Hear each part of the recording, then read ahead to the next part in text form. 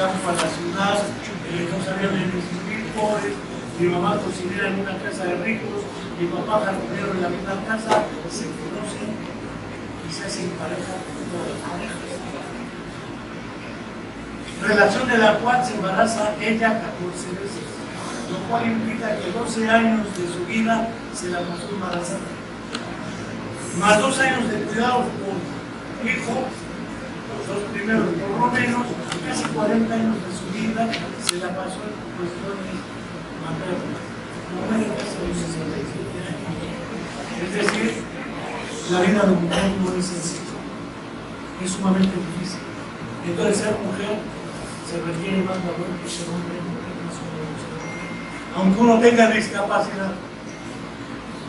En 1960 ingresó a un lugar que hoy ocupa las instalaciones del Hospital Germán Díaz Lombardo, y ahí conviví de 1960 a 1970 en un lugar que pudo haberse llamado los Rincones Torcidos de Dios, con 40 personas entre ciegos, sordos, amputados, también había mujeres, sino que joda, un internado de Rincones Torcidos de Dios y todos hombres a caer. Por lo menos había mujeres, y uno empieza a darse cuenta que la frustración de los hijos depende de qué tan bueno está uno, porque en esas condiciones uno no está bueno. Ya estar bueno es una condición anormal. Lo normal éramos nosotros, lo anormal eran ustedes. Personas como ustedes no había. ¿Y qué es lo que hacíamos ahí? Jugar fútbol, por ejemplo. Pero jugar fútbol entre ciegos y chuecos es algo que la gente todavía no consigue. El portero juega sentado, las porterías más bajas, realmente no ser tramposos, tiene que ser un deporte adaptado, pero no existía ciencias del deporte, ni deporte adaptado. Lo que existían eran niños que querían jugar como los otros niños, a lo que jugaban los otros niños, fútbol. ¿Y quiénes ganaban? Los mochos, que tenían una pata con la cual patear, y con muletas corrían. Ah, pero ¿cómo pateaban los maleros? Había un jugador en particular, porque no eran equipos de discapacidad, ciegos contra ciegos, sordos contra sordos, no, eran todos contra todos. Al único que nunca se le podía ganar una carrera, porque había carreras, era el maldito ciego, porque ese sí tenía las 2 patas. Podía correr, no saltaba el cabrón gandalla que le ponía la muleta, y el ciego la brincaba. Y yo le preguntaba, ¿cómo carajos te diste cuenta que le atravesaban la muleta? Es que el aire no se siente igual. La muleta detiene una parte, ah cabrón, tú sientes el aire cuando es obstaculizado. Claro. Otra ocasión en Huastepec iba el doctor Guajardo en ese cumple. Conocí a un ciego que se llamaba Otón Salazar Müller, hijo de un comunista de nombre Otón Salazar, maestro guerrerense, al cual le quitaron sus plazas y le dejaron de pagar todo su vida. Pero fue presidente municipal de su pueblo. Su hijo nació ciego porque cuando los detuvieron a sus padres, patearon a la mujer embarazada en las torturas, y el hijo tuvo las consecuencias de las torturas y nació ciego. Pero ese ciego era bibliotecario en la UNAM y tenía una novia ciega que estaba no les platico. La maleva, no sé por qué usaba minifaldas con microtanga de hilo dental. Y un día le pregunté, ¿por qué te vistes así? Dice, porque los ojos no son ojos porque ves, son ojos porque te ven. Y como yo no veo que me ven, les doy tentación. Y no me da pena, porque no me doy cuenta que me están viendo, ni cómo me están viendo. Ah, pero ustedes van en la ruta y por la espalda sienten quién las está viendo. Esa cosa que se llama anticipación o lectura de las intenciones de Dios es una competencia cognitiva que no puede. Pues este ciego, de pronto se levanta la chica una noche, iba a platicar con uno que ganó el concurso de tangas, un español que se llama José Chulinaza, todo un personaje que se parecía a Saúl y Samson. Él ganaba los concursos de belleza, las conferencias. y se para la ciega y ahí va muy discretamente y le avienta el bastón. El ciego le dice, ¿a dónde quieres que vas? ¿Crees que no te vuelvo? Le digo, ah, cabrón, ¿cómo hueles? Dice, es que usa un perfume que yo le regalo. Y cuando el movimiento del perfume, ¿a poco el perfume se mueve? No, pero el viento lo prende.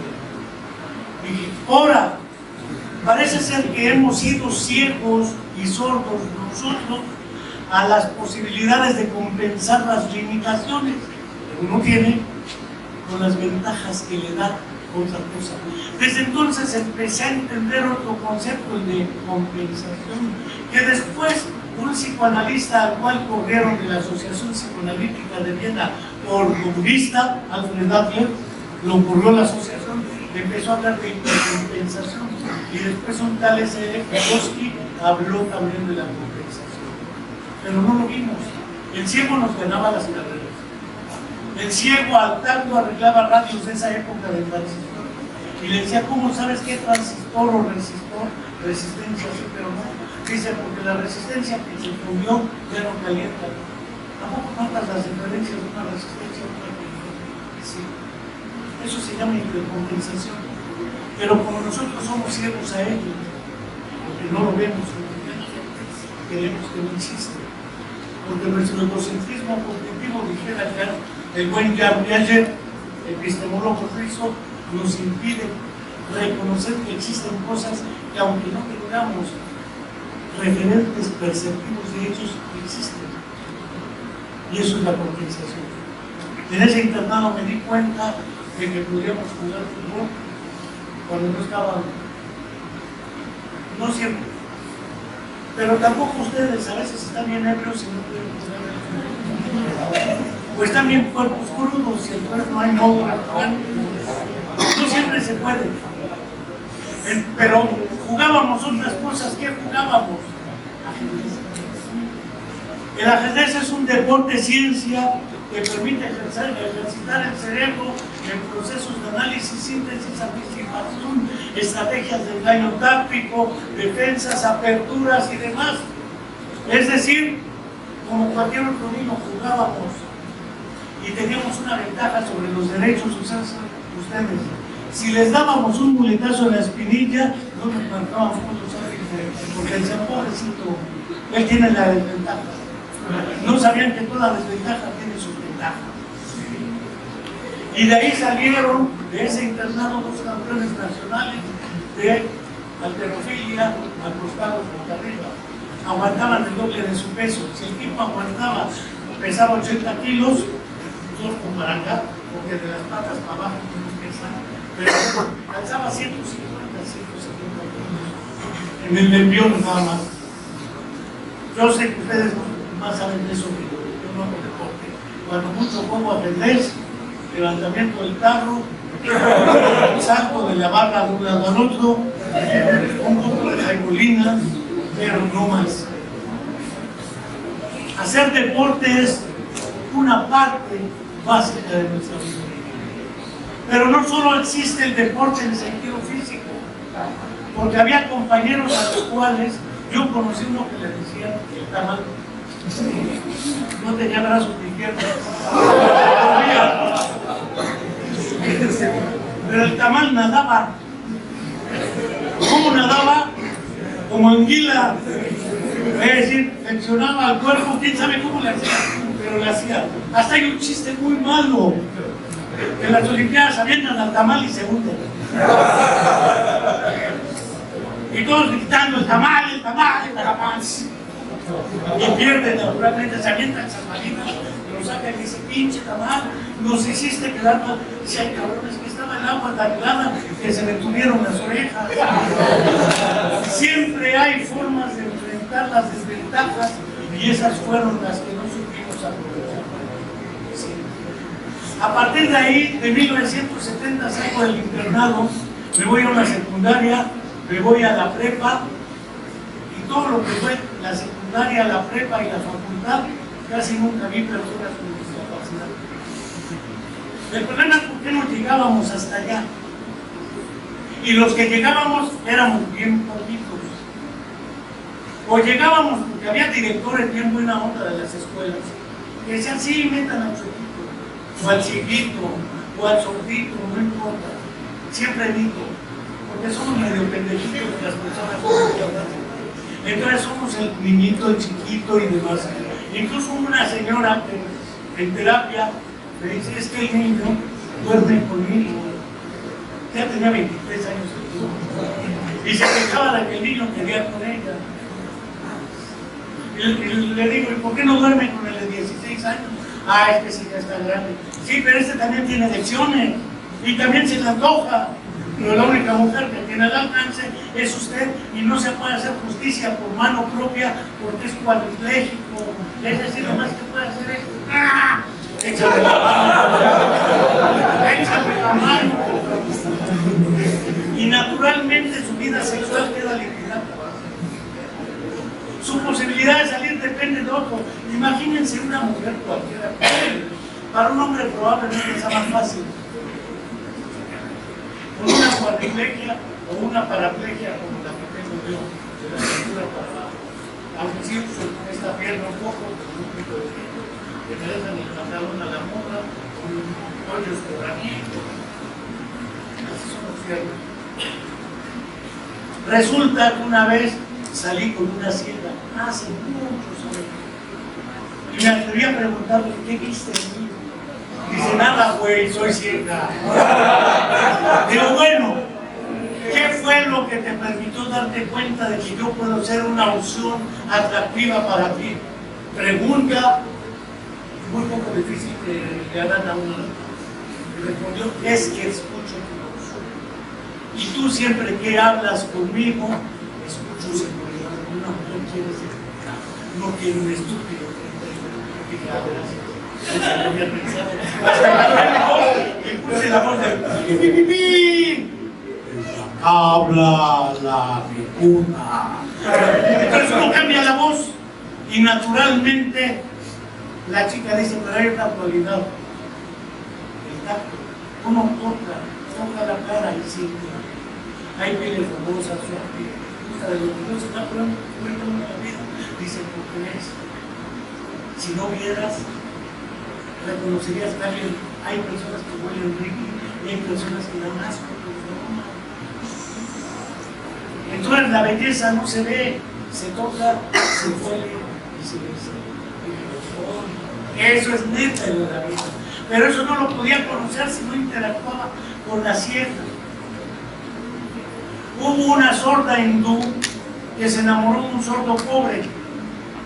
El sordo pobre era analfabeta doble, es decir, no hablaba lengua de señas de la India, aunque en la India hay 5.000 idiomas. ¿Sí? El que guste. Ni hablaba el hindú, el que fuera. La chica era políglota porque hablaba inglés, francés, en señas y algunos idiomas de la India. El papá, como era rico, impide que ellos total se casan, tienen un hijo, pero los dos tienen un miedo impresionante, no saben si su hijo vive y quieren saber si su hijo va a ser sordo o no. Entonces invitan a un ciego a vivir con ellos. Al cabo no los va a ver. Pero el problema es ahora cómo se van a comunicar el cuerpo ciego y los sordos. Porque la sorda habla de señas, pero las señas se ven. Y el sordo, el ciego, habla, pero no lo oyen. En la noche se dormían y se amarraban un litito del dedo gordo del pie del ciego al dedo gordo del pie del sordo papá. Si el bebé lloraba, el ciego jalaba el pie y el sordo decía, ¿cómo se oye?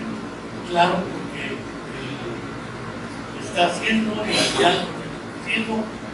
Pues uno se empezó a dar cuenta que las únicas limitaciones que existen en la vida están acá dentro.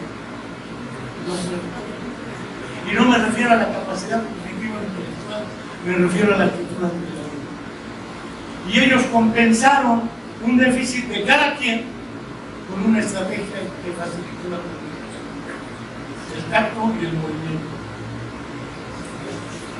Eso no es todo.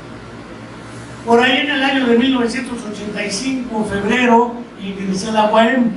El rector era el ingeniero Fausto Gutiérrez Aragón.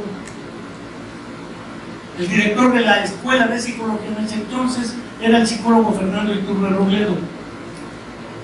El director de la Escuela de Ciencias Biológicas era el maestro en Ciencias Gerardo Ávila García, posteriormente rector de la UAM. El director de la Escuela de Medicina en ese entonces era el doctor Alejandro Mario Montalvo Pérez, posteriormente rector de la UAM, después del ingeniero.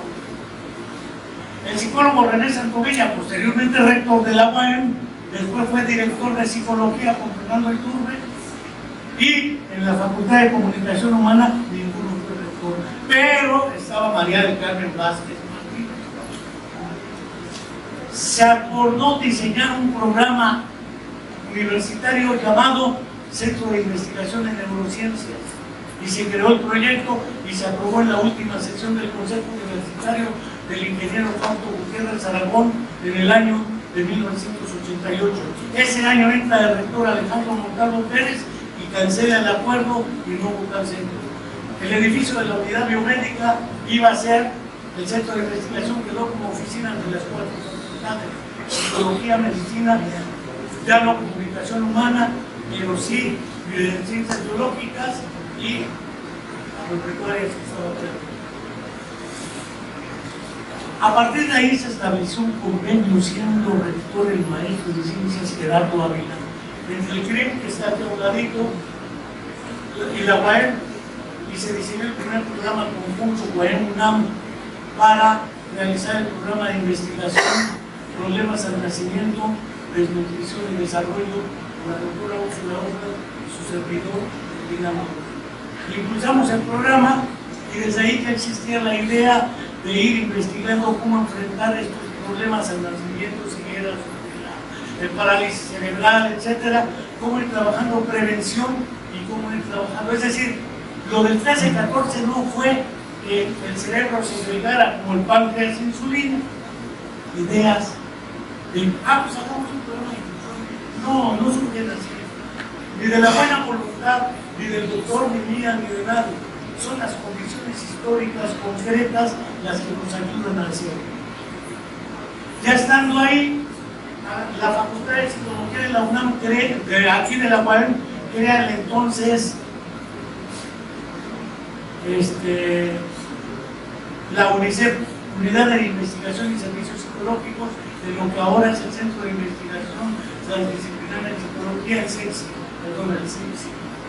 Se crea el CIPSI derivado de los UNICEF, que tenía varios programas de investigación.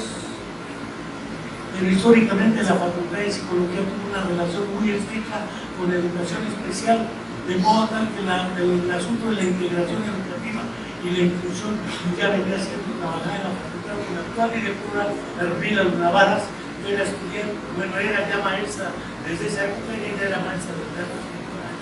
Después se integra el doctor Guajardo, también venía impulsándose.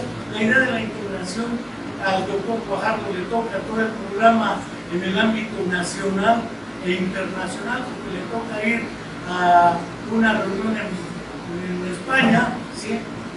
Donde crean lo que se llama el Programa Internacional de Difusión Educativa. Así en general se crean los acuerdos, y después esto siendo Federico Mayor Zaragoza, España, presidente de la UNESCO, el secretario general de la UNESCO, organismo, y se plantea en ese entonces, siendo director de Educación Especial del Liceo Guajardo Ramos, la posibilidad de una ley general de educación con el apoyo de un diputado, no me dejará mentir, Amado Treviño Abate, probablemente, y muy cercanamente Miguel Alonso Raya, quienes se acercaron a una propuesta de hacer una ley general de educación, y se redacta en ese entonces, entre 2 noches, del artículo 41 de la Ley General de Educación de aquella época.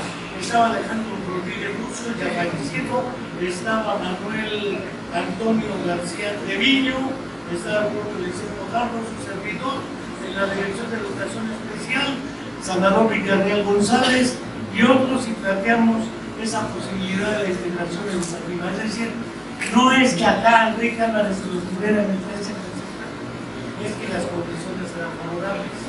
A la salida del rectorado del doctor Alejandro Montalvo Pérez, entra como rector el biólogo y maestro en ciencias Gerardo Ávila García, secretario general René Santomeña Redondo, psicólogo, después secretario académico y después rector. Siendo rector, él, psicólogo, el primer rector psicólogo en la historia de la UNAM. Entra después el doctor Fernando Bilbao Marcos, psicólogo, como segundo rector de la UNAM. Y como tercer rector entra el doctor Jesús Alejandro Vera Jiménez. No me voy a meter ahorita el tiro de Loufar y toda esa vieja historia, pero siendo el rector, planteamos al Consejo Universitario la posibilidad de aprobarlo, estaba de acuerdo el rector, me nombraron primer director. ¿Por qué? Porque las condiciones eran favorables, no porque el resto de la esfera muy buena, ni tuvieron que ser lo que se agrega. En realidad, es toda una historia en la cual, aunque no estuviera físicamente aquí en el liceo, o estuviera aquí, por ejemplo, Javier Gómez, que participó en el proyecto de autismo y de integración educativa en España, lo mismo Mario Carretero participó Juan del Val desde otro lado, pero estaba más cercano en ese tiempo César Paul y Salvador y otros que vinieron a México y se empezó a armar, es decir, que aquí se materializara en el TES este programa, la propuesta mía, presentación mía en el Consejo Universitario y su aprobación, no es que a mí se me ocurriera de mi cerebrito la idea, ya venía trabajándose con el Liceo Guajardo, fue nominado, si mi memoria no me traiciona, como por ahí enero del 92, director general de Educación Especial. Desde esos años y un poco antes ya veníamos peleándonos en la necesidad de que pudieran ingresar. Con el nacimiento del programa ingresaron los primeros alumnos, efectivamente ya formalmente a la universidad, aunque antes ya había sido académico de la UAM, teniendo en ese entonces más letras que se quedaron. Pero ya estaban los trabajadores administrativos, no sé muy bien, a Bechito. Becho estudió aquí en la UAM, la administración, es parte del sindicato administrativo, fue parte del comité ejecutivo del sindicato administrativo. Lo entrevisté, publiqué su historia de vida en un libro y me decía: yo todo lo que tengo se lo debo a la mujer. Me dio trabajo, me dio la posibilidad de comprar mi casa, tener mi familia y apoyar. Es decir, no es que ahora la UAM tuviera la intención, pero tenía la intención para en ese momento crear un programa que está cumpliendo ahora 10 años, que está conduciendo el futuro de. Hablar de los orígenes de un programa no es hablar de la persona que lo propuso, es el conjunto de condiciones que históricamente lo hicieron. Entre ellas mi propia experiencia de vida. Como deportista nunca hice deporte, pues no estoy así, pero había condiciones para hacerlo. El doctor Guajardo no tiene ninguna deficiencia física a ojos de buen puntero o psíquica, uno puede decir también con los integrantes del equipo.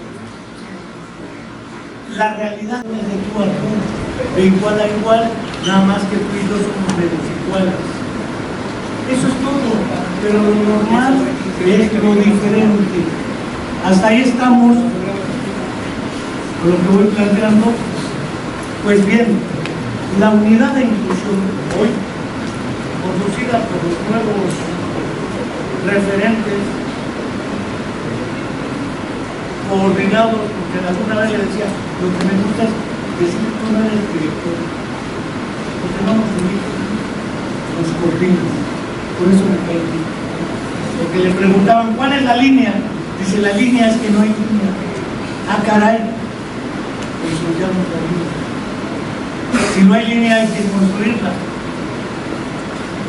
Pues el programa de inclusión, aunque no lo crean ellos, lo crean ustedes y sus maestros, porque ustedes son quienes aceptan. Es una inclusión basada en la colectividad, en la comunidad. Sin ustedes no hay inclusión, hay discurso. Hablar de deporte adaptado todavía es hablar de ciertas formas particulares de evaluación. No preocupa ahorita la cuestión de género, de si a los transgéneros los dejan competir con mujeres o con varones, o va a haber el grupo de transgéneros. Pero se crea el grupo exclusivo dentro de los grupos diferentes. Habrá algún día en que se valoran de manera distinta. Creo que hubo en las Olimpiadas un caso de un tipo que se equivocó, leyó que ya había perdido y bajó su velocidad, y el que lo rebasó dijo, espero. Lo esperó, lo condujo y lo pasó antes que yo. Digo, ¿por qué? Porque tú ibas a ganar. Yo no vine a ganar, vine a competir. Y si en competencia te gano bien, te gano bien. Pero así le doy punto. De eso se trata. Está en ustedes, en sus maestros y en reconocer que pues no todos somos iguales, algunos somos medio güeyes para las matemáticas, por eso escogimos ciencias del deporte o psicología. Soñábamos con no vernos las matemáticas y sí nos tenemos que ver con matemáticas. Otros porque es psicología no o filosofía, ¿por qué ven a leer psicología? Vámonos a una donde no le hablo. Pues bien, esta idea de la inclusión es una idea de la inclusión en ambos sentidos, de ustedes con nosotros, de nosotros con ustedes, porque como decía el poeta laureado con el Premio Nobel de la Paz, Octavio Paz, en Piedra del Sol, para que yo pueda ser de vos el otro, salir de mí, buscarme entre los otros que no son yo, los otros que me dan plena existencia. Muchas gracias.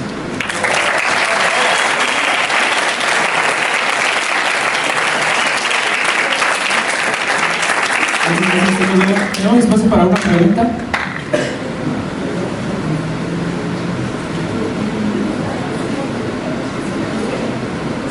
No le saquen.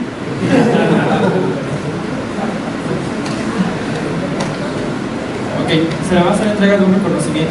La Universidad Autónoma del Estado de Morelos, a través de la Unidad para la Inclusión Educativa y Atención a la Diversidad, el Instituto de Ciencias de la Educación y la Facultad de Ciencias del Deporte, otorga la presente constancia al psicólogo Enrique Álvarez Alcántara por su participación en la conferencia Orígenes y Desarrollo de la Unidad para la Inclusión Educativa y Atención a la Diversidad en el marco del evento El Deporte Universitario en la Plataforma de